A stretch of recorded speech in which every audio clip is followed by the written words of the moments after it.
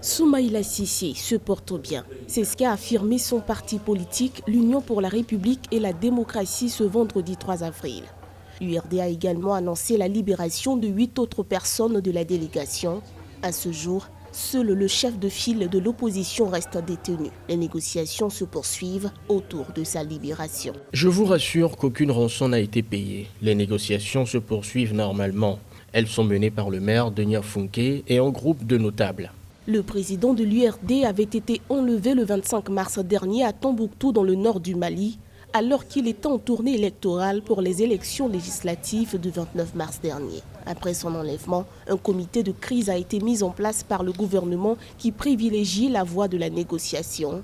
Selon les autorités locales, ces ravisseurs seraient vraisemblablement des djihadistes agissant sous les ordres d'Amadou Koufa, chef de la Katiba Massina, un groupe armé affilié au groupe de soutien à l'islam et aux musulmans.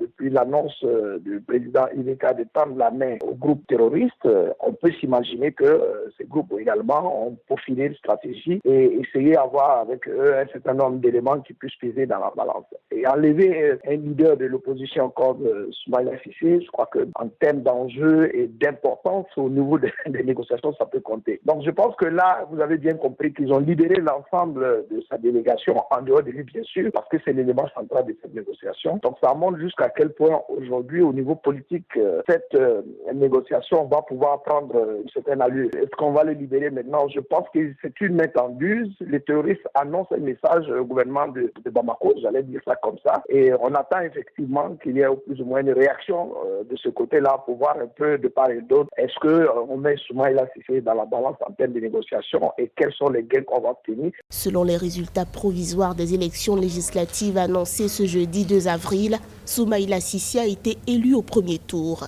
Son parti, l'URD, a obtenu 3 sièges.